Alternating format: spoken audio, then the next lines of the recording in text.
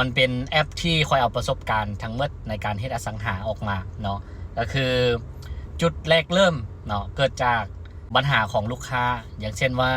ลูกค้าซื้อดินแล้วเนาะบ่ได้ใบตะดินแอปตัวนี้มาแก้ไขปัญหาในจุดนี้อันที่2คือปัญหาลูกค้าที่จะไปเบิ้งดินไปซอกซื้อดินเนี่ยบางคนนี่อยากไปเบิ้งดินอยากไปซอกซื้อดินมีเงินอยู่แล้วก็อยากไปซื้อดินอย่างสิก็ไปเลาะซอกมาบางคนก็ 3-4 วัน 5 วันเป็นอาทิตย์เป็นเดือนยังบ่ได้ดินที่เราต้องการดังนั้นแอปตัวนี้จะมาตอบโจทย์ซอกหาง่ายสะดวกแล้วก็ทันใจว่องไวเนาะเปิดแอปขึ้นมาปุ๊บเราก็เห็นเลยว่าคนประกาศขายดินทั่วประเทศอยู่ในแอปตัวนี้เนาะ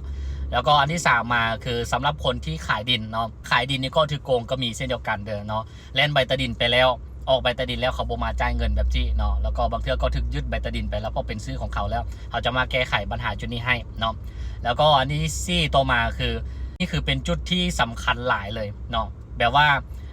ใบตะดินของเราเอาไปจำธนาคารหรือว่าไปจำกับไผ่ก็แล้วแต่เนาะแล้วก็อยากขายดินนี้ตัวนี้ออกเดือดร้อนแหงจำเป็นแหงแล้วคนที่ซื้อเขาก็บ่มั่นใจว่าดินเนี่ยบ่มีแล้วกันใบตะดินเนี่ยมันถึกจำยุ่ยอย่างต่างๆแต่อยากได้อยู่แต่บ่มั่นใจว่าเขาจะโอนใบตะดินให้เขาได้บ่แอปตัวนี้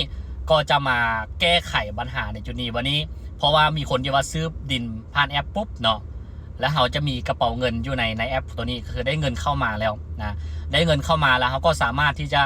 เอาเงินในส่วนนี้นะมาแลนใบตะดินแล้วก็ไปหรือว่าไปไถ่เอาใบตะดินมาแล้วโอนให้กับลูกค้าเขาก็ได้เงินมาบางเทื่อนี่ดินเฮาจำโยงเนาะก่อนที่เขาจะเอาดินมาประกาศขายแบบนี้หรือเอามาขายเนี่ยเขาต้องได้ไปไถ่เอาดินตัวนั้นก่อนหรือว่าประกันเอาดินตัวนั้นออกมาก่อนดังนั้นแอปตัวนี้ก็จะมาแก้ปัญหาในจุดนี้เนาะแก้ปัญหาทั้งลูกค้าแก้ปัญหาทั้งเจ้าของดินทุกสิ่งทุกอย่างเลยเนาะอันนี้เป็นประสบการณ์ที่เห็นประสบการณ์ที่พบในปัญหาเหล่านี้ต่างๆแล้วก็ปัญหาอันต่อมายังมีหลายๆปัญหาเลยแอปตัวนี้ก็คือรวบรวมแล้วก็จะมาแก้ผ่านแอปตัวนี้ทั้งหมดเลยเนาะสามารถดาวน์โหลดได้ YCGO พิมพ์เข้าไปเนาะ App Store แล้วก็ Android ได้หมดเลยแล้วก็ในระบบของแอปนี้ก็จะมีทั้งเอกสารต่างๆเอกสารในการซื้อขายเอกสารที่เกี่ยวพันเกี่ยวข้องกับเรื่องของการซื้อการขายอสังหาเรื่องของซื้อขายดินเนาะหลักๆก็จะมี